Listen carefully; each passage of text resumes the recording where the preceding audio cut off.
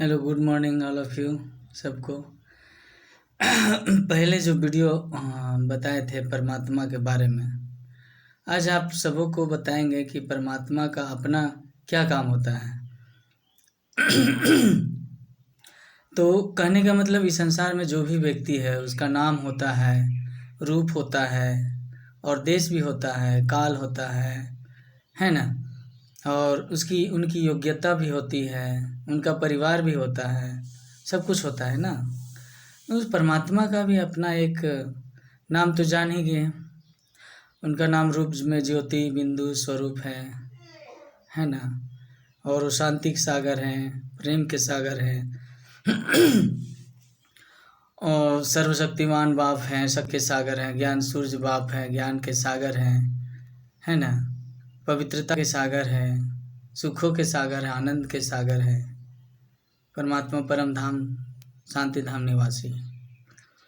तो आप सबों को आज ये बताना चाहता हूँ कि परमात्मा का नाम तो शिव है सनातन धर्म में, और ये उनको यहोवा भी कहते हैं, खुदा भी कहते हैं, अल्लाह ताला भी कहते हैं, परमेश्वर भी कहते हैं, ईश्वर भी कहते हैं।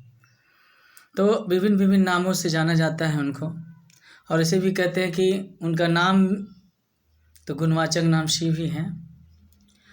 और उनके कर्तव्य, उनका जो कर्म है, कहते हैं कि परमात्मा की महिमा साधारण शब्दों में नहीं किया जा सकता है। कहते हैं हमारे ऋषि मुनि कहते हैं कि परमात्मा जो है,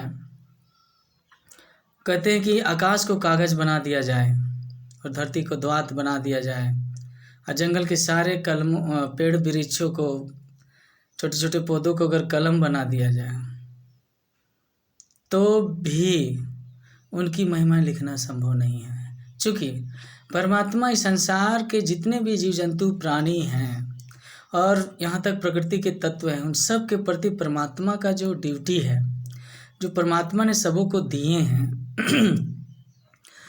वो अद्भुत दिए हैं। परमात्मा का कुछ भी दिया हुआ चीज़ किसी का भी अनमोल है।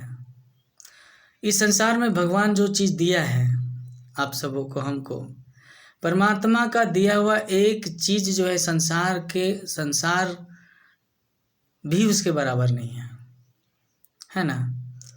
तो बोलिए कैसे नहीं बराबर है। आज आपको एक बात बता देते हैं, संसार का जितना भी धन संपत्ति प्राणी सब कुछ है ना, अगर एक श्वास भी ये सब को बेचने पर मिल सकता है? नहीं मिल सकता है। इन सब के बदले अगर एक श्वास भी मिल सकता है? नहीं मिल सकता है। एक धड़कन के बदले कुछ मिल सकता है? नहीं मिल सकता है। तो परमात्मा का दिया हुआ चीज़ जो है अनमोल है, जिसका मोल हम नहीं लगा सकते। संसार के किसी भी वस्तु में परमात्मा का दिया हुआ चीज़ों से मुक्ति करना या कंपैरिजन करना संभव नहीं है। तो परमात्मा का महिमा तो अपरंपार है, उनकी लीला भी है ना बहुत न्यारी है। इसलिए कहते हैं प्रभु तेरी गत तेरी मत तू ही जानो, है ना। तो परमात्मा निराकार ज्योति बिंदु स्वरूप है। कहने का मतलब है आत्मा जब सूक्ष्म शरीर में होता है ना, तो उसका एनर्जी जो होता है वो अनलिमिट से थोड़ा कम हो जाता है, समझ रहे हैं ना।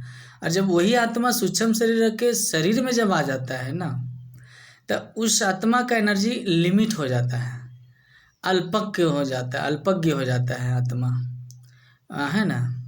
तो कहने का मतलब जब आत्मा बिंदु रूप में होता है तब उसका मेमोरी जो होता है अनलिमिट हो जाता है।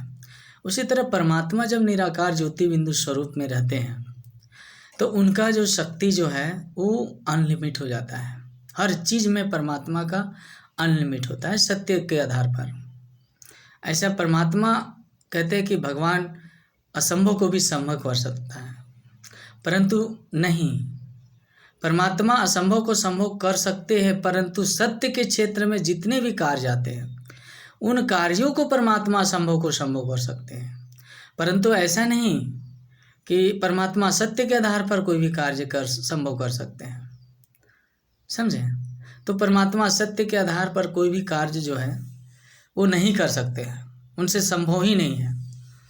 और सत्य के आधार पर जो भी कार्य है वो संभव है। भगवान सब कुछ कर सकते हैं, करा भी सकते हैं, समझे ना। अब रही बात, परमात्मा बिंदु रूप में इसलिए रहते हैं, है ना, ताकि कोई भी आत्मा कभी भी किसी समय सिर्फ कह देता है हे भगवान, तो परमात्मा उस समय 1 सेकंड के लिए तुरंत एकदम स्पीड आते हैं, फिर आत्मा भूल जाता है तो भगवान चले जाते हैं ऊपर परम धाम में।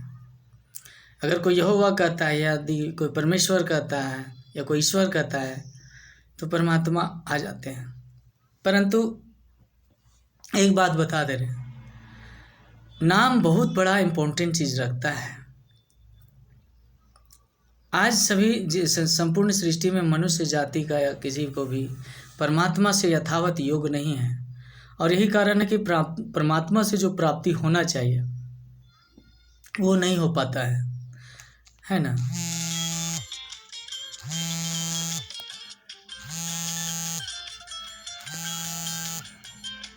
ठीक है, आज के उसके बाद फिर बताएंगे। ठीक है, ओम शांति।